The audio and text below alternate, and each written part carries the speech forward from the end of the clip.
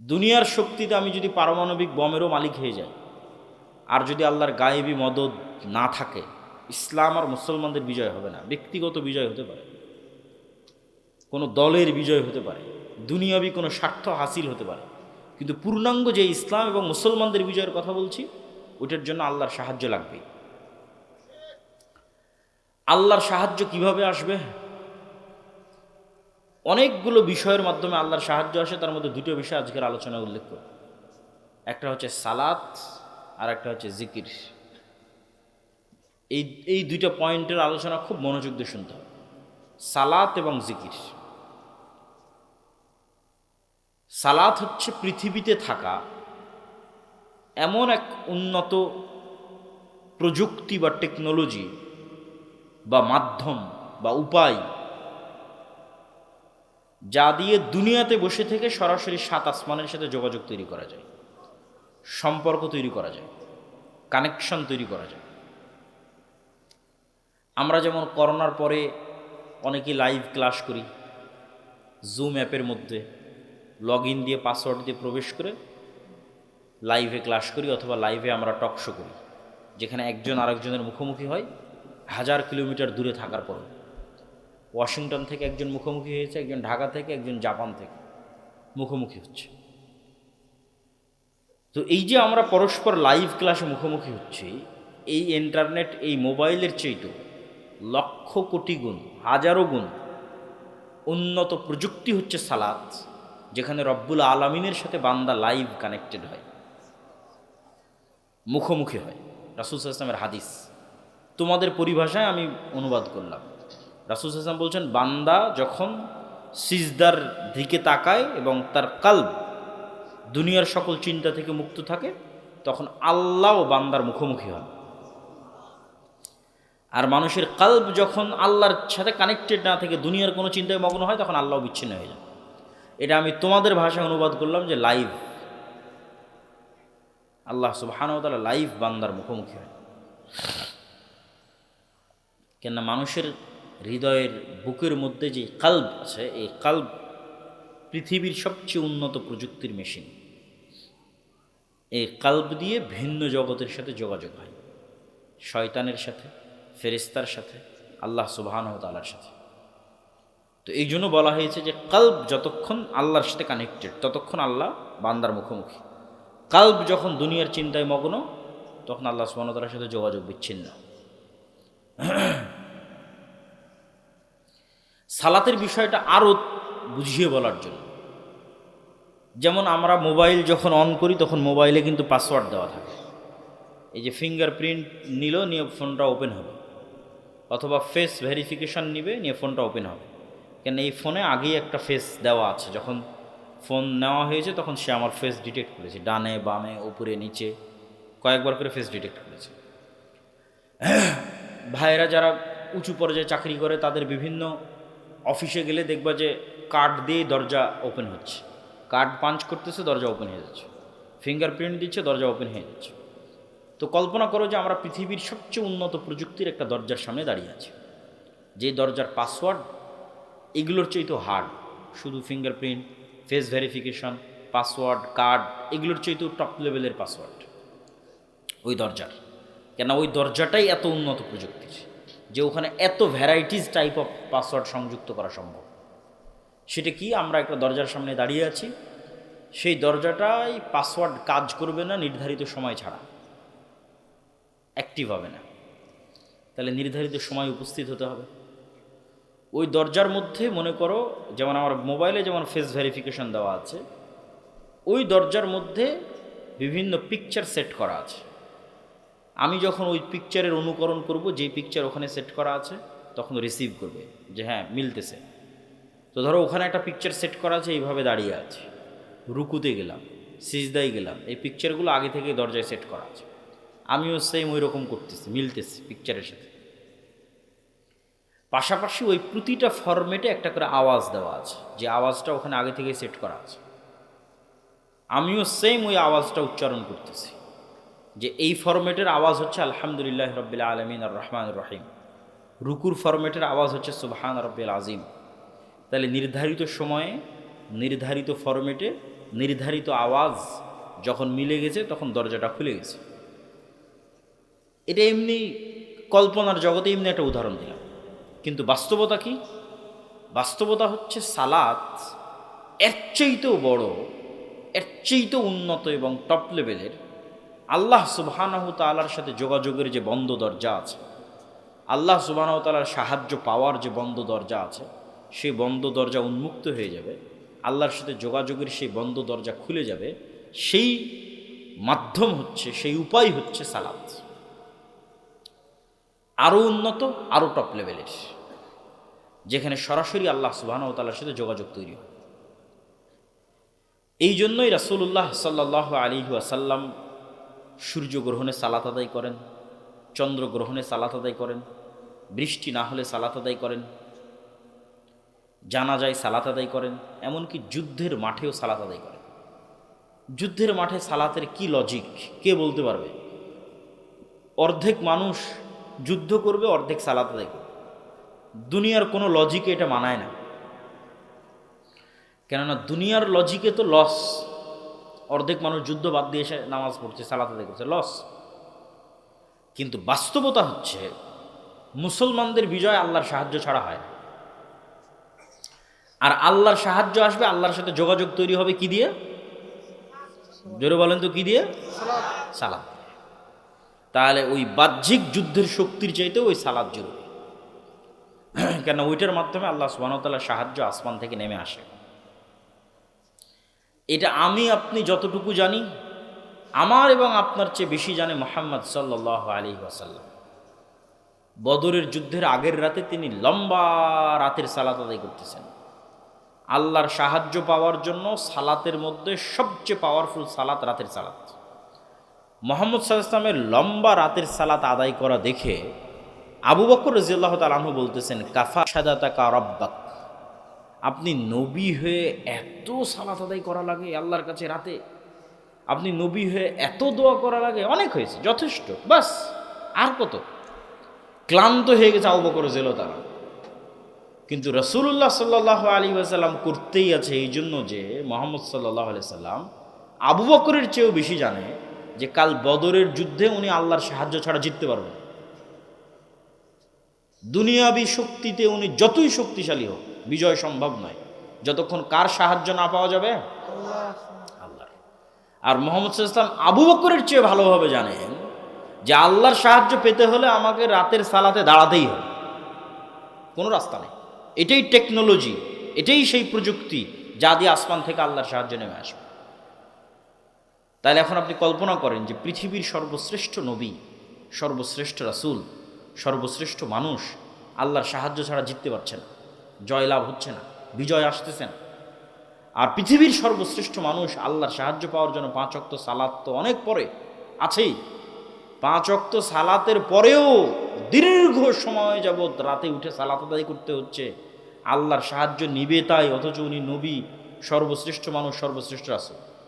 আর আমরা শরীফপুর জামালপুরের মানুষ 5 ওয়াক্ত সালাত আদায় না করেই শুধু ভোট দিয়ে আর মিছিল দিয়ে ইসলাম বিজয় হয়ে যাবে, হবে নাকি? সম্ভব নয়। সালাতে যে নাই ও আল্লাহর গন্তির মধ্যেই নাই, আল্লাহর গণনার মধ্যেই নাই, কাউন্টের মধ্যেই নাই। এখন কোথায় পড়ে মারা গেল, কি ভাগাড়ে ডুবে গেল, কি নদীতে পড়ে গেল, এই গণনার মধ্যেই যে নাই, সালাতে যে নাই। তো তার দিয়ে ইসলামের বিজয় তো বহু পরে, তার দিয়ে মুসলমানদের বিজয় তো বহু পরে, সে আল্লাহর গণনার খাতা থেকে বাদ। এই জন্য সালাত লাগবেই, গোলামি থেকে মুক্তির জন্য, ইসলাম এবং মুসলমানদের বিজয়ের জন্য, আল্লাহর সাহায্য পাওয়ার জন্য সালাত লাগবেই। সালাতের মধ্যে সবচেয়ে পাওয়ারফুল হচ্ছে রাতের সালাত। আর একটা পয়েন্ট আমরা বলেছি জিকির, যে দুইটা মাধ্যমে আল্লাহ সুবহানাহু ওয়া তাআলার সাহায্য পৃথিবীতে বেশি পাওয়া যায়। তার 1 নম্বর বলেছি সালাত, 2 নম্বর বলেছি জিকির। জিকিরটা বোঝানোর জন্য আমাদের বুঝতে হবে শব্দ এবং আওয়াজ অত্যন্ত পাওয়ারফুল। শব্দভিত্তিক প্রযুক্তি, আওয়াজ ভিত্তিক প্রযুক্তি পৃথিবীতে সবচেয়ে শক্তিশালী। এটা যতক্ষণ আমি আপনাকে না বুঝাতে পারবো ততক্ষণ জিকির কেন পাওয়ারফুল এটা বুঝাতে পারবো না। তার আগে আমাদের বর্তমান সভ্যতা কোন প্রযুক্তির উপর দাঁড়িয়ে আছে? 1 মিনিট। আমাদের বর্তমান সভ্যতা দাঁড়িয়ে আছে এই মোবাইল, এই কম্পিউটার, এই ইন্টারনেট, এই ক্যামেরা, ফেসবুক, ইউটিউব যা আছে, পুরো যে আমাদের ডিজিটাল যে সভ্যতা, এই সভ্যতাটা দাঁড়িয়ে আছে আলোর যে তরঙ্গ, লাইটের যে ওয়েভ, ওইটার মধ্যে যে ডাটা ট্রান্সফার করার ক্ষমতা আছে সেটার উপর দাঁড়িয়ে আছে। আলো ডাটা ট্রান্সফার করতে পারে, এটা আজকে থেকে নয়, যেদিন থেকে আল্লাহ পৃথিবী সৃষ্টি করেছে ওই দিন থেকে। মানুষ জানতো না, মানুষের এই জ্ঞান ছিল না। আজ 50-100 বছর হচ্ছে মানুষ শিখেছে যে কিভাবে আলোর মধ্যে দিয়ে ডাটা ট্রান্সফার হলে ওটাকে রিসিভ করা যায়। ওইভাবে মোবাইল বানিয়েছে, ওইভাবে টাওয়ার সেট করেছে। এই মোবাইলের সাথে তো আমার মুখের কোনো তার নাই, আবার ওই মোবাইলের সাথে টাওয়ারের তো কোনো তার নাই, এগুলো আলোর মধ্যে দিয়ে যাচ্ছে। আমার কথাটা আলোর মধ্যে দিয়ে, ওই মোবাইলের মধ্যে দিয়ে আমেরিকাতে লাইভ প্রচার হচ্ছে, এখান থেকে আলোর মধ্যে দিয়ে আমেরিকাতে যাচ্ছে, আলোর গতির সাথে, এবং আমার ভিডিওটাও। এবং এটার আরও চাক্ষুষ জ্বলন্ত উদাহরণ হচ্ছে, আপনি যদি আলোর চেয়ে বেশি গতি অর্জন করতে পারেন, যেটা মানুষের পক্ষে সম্ভব নয়, কিন্তু কল্পনা করেন যে মুহাম্মদ সাল্লাল্লাহু আলাইহি ওয়াসাল্লাম তো মিরাজে আলোর গতি ভেদ করেই চলে গেছে। তা আমরা যদি আলোর চেয়ে গতিশীল কোনো কিছু অর্জন করতে পারি, দিয়ে আজ থেকে 15 বছর পূর্বে যদি চলে যাই, আলো এবং সময় সেম, সময় আর আলো এক। 15 বছর আগে এই পৃথিবীতে, এই শরীফপুরে, এই জামালপুরে যে সময়টা অতিক্রম হয়েছে, ওর সাথে একটা আলো অতিক্রম করেছে, ওর সাথে একটা লাইটও অতিক্রম করেছে। লাইট এবং সময় একই সাথে চলমান। তো আমি যদি আলোর গতিতে 15 বছর আগে চলে যাই, দিয়ে ওখানে গিয়ে যদি একটা মেশিন সেট করি, তাহলে 15 বছর আগে এই শরীফপুর, এই জামালপুরে কে কী বলেছে, কে কী করেছে সব শোনা যাবে লাইভ, এবং সব দেখা যাবে লাইভ। বদরের যুদ্ধ লাইভ দেখা সম্ভব। শুধু বদরের যুদ্ধের সময় যে আলো ক্রস করেছে, ওটার বয়স 1500 বছর। ওই 1500 বছর আলো এখন যত দূর আছে মহাকাশে, ওখানে গিয়ে ধরতে হবে।